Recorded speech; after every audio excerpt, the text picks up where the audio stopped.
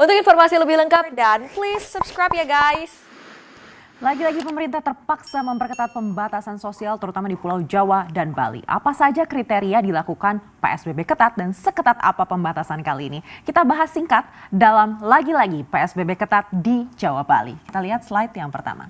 Ada beberapa pembatasan yang diperketat untuk PSBB kali ini. Kita akan lihat dari porsi pekerja di kantor yang ditetapkan pemerintah mulai 11 Januari nanti. Untuk perkantoran yang diperbolehkan hanya 25%, sedangkan yang bekerja dari rumah sejumlah 75%. Kemudian sekolah masih juga diwajibkan secara virtual dan ketiga sektor penting dan terkait kebutuhan pokok dibolehkan untuk beroperasi 100%, namun tentunya dengan protokol kesehatan. Keempat, pusat perbelanjaan atau mall ini masih wajib tutup pukul 19. Kalau ini masih sama dengan pemerintah yang waktu itu disampaikan oleh Menko Maritim dan Investasi sebelumnya. Dan berikutnya juga restoran ini hanya bisa beroperasi 25%, namun pemesanan take away dan delivery ini boleh tetap berlangsung. Kelima, pekerjaan konstruksi ini masih boleh berjalan 100% namun dengan protokol kesehatan ketat dan rumah ibadah hanya boleh menampung maksimal 50% dari kapasitas normal. Lalu fasilitas umum juga ditutup sementara dan kegiatan sosial budaya dihentikan. Demikian juga dengan transportasi umum yang akan dibatasi waktu operasionalnya.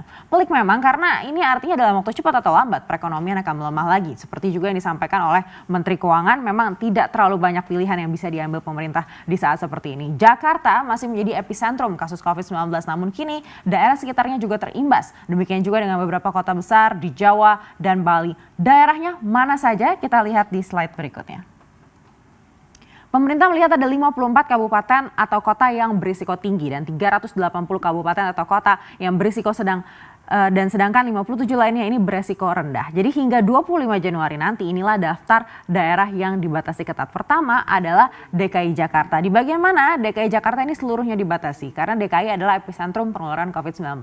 Berikutnya adalah daerah di Jawa Barat yang bersinggungan dengan DKI Jakarta. Bogor untuk kota dan kabupatennya, lalu Depok juga Bekasi termasuk kota dan kabupatennya. Yang tidak bersinggungan yaitu Bandung, ini termasuk kota dan kabupaten Bandung Barat. Artinya ini termasuk Lembang juga ya dan juga kota Cimahi. Lalu Provinsi Banten, Kota Tangerang dan kabupatennya ini juga dibatasi. Demikian juga dengan Tangerang Selatan. Artinya termasuk BSD dan lain-lain ini juga kena. Berikutnya Jawa Tengah yaitu Semarang Raya, Solo Raya dan juga Banyumas Raya. Selanjutnya Yogyakarta yaitu Kabupaten Gunung Kidul dan juga Kabupaten Sleman dan juga Kulon Progo. Nah, berikutnya adalah Jawa Timur ini Malang Raya dan Surabaya Raya. Lalu Bali jelas Denpasar, kota dan kabupatennya kena. Lalu Kabupaten Badung artinya ini termasuk Kuta, Legian, Seminyak, Canggu, Kerobokan dan juga lain-lain semuanya wajib PSBB ketat. Langkah ini dilakukan pemerintah karena daerah-daerah ini memenuhi salah satu dari 4 parameter yaitu tingkat kematian di atas rata-rata kematian nasional yaitu 3%, tingkat kesembuhan di bawah nasional 82%, kasus aktif dan juga keterisian rumah sakit untuk ICU dan isolasi. Lalu memang berapa sih sebenarnya kasus aktif di nasional? Kita akan lihat slide berikutnya. Jadi masa libur peralihan tahun kemarin ini membuat peningkatan kasus semakin tinggi. Pertanggal 30 Desember hingga 5 Januari data di situs resmi nasional COVID-19 mencatat pertambahan kasus di atas 6.000 setiap harinya. Di 30 Desember hingga 1 Januari ini bahkan di atas 8.000 kasus begitu ya. Lalu di 2 Januari ini menurun sedikit di atas 7.000 kasus. Memang di 3 dan 4 Januari ini juga menurun sedikit lagi di atas 6.000 kasus tapi naik lagi di 5 Januari yaitu di atas 7.400 atau 7.445. Alhasil di 6 Januari ini total kasus positif berjumlah 788.402 kasus dengan jumlah nyawa melayang hingga mencapai 23.396 jiwa. Artinya sudah lebih dari 3% dari kasus aktif. Sedangkan tingkat bed occupancy ratio atau keterisian rumah sakit untuk ICU dan isolasi ini sudah berada di atas 70%.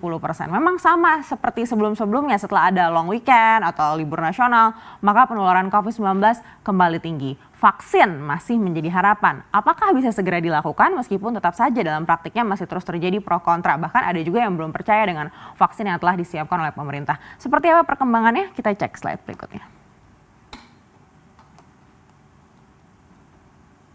Ya, pertama direncanakan pada 13 Januari 2021 Presiden Joko Widodo sendiri yang akan memulai pertama kali, lalu Majelis Ulama Indonesia juga tengah memproses fatwa halalnya vaksin COVID-19 dari China, yaitu Sinovac. Produk Sinovac ini memang sudah tiba di tanah air pertama ketika tanggal 6 Desember 2020 berjumlah 1,2 juta dosis dan ditambah lagi pada 31 Desember 2020 yaitu sebanyak 1,8 juta dosis. Tidak hanya Sinovac, ada beberapa produk vaksin yang sudah disetujui pemerintah Indonesia, yaitu Moderna, Bio Farma, AstraZeneca, dan Sinovac tentunya, Sinopharm dan Pfizer-BioNTech buatan Amerika Jerman. Dan terakhir pemerintah juga sudah menyetujui vaksin Novavax buatan Amerika. Sayangnya di beberapa negara juga sudah terlihat ada mutasi virus COVID-19. Belum ada laporan ditemukan di Indonesia, tapi untuk berjaga-jaga pemerintah juga sudah menutup akses untuk warga negara asing dari negara lain mulai dari 1 Januari hingga 14 Januari 2021.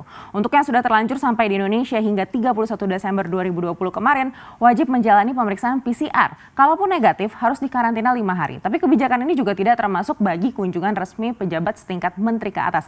Ini pun dengan protokol kesehatan yang ketat. Tapi untuk warga negara Indonesia yang berada di luar tetap diperbolehkan kembali ke tanah air. Tapi tentunya wajib menunjukkan hasil PCR di negara asal dan dikarantina 5 hari dan juga bersedia melakukan PCR lagi setiba di sini. Tidak hanya negara kita, negara-negara lain juga melakukan hal yang sama. Inggris misalnya juga sudah lockdown dengan jangka waktu yang cukup lama, yaitu hingga Februari. Memang inilah opsi-opsi yang masih bisa dilakukan pemerintah selama perkembangan kasus COVID-19 meningkat. Jadi mari kita jalani bersama, jangan merasa menjadi satu-satunya korban akibat pemberlakuan PSBB ketat.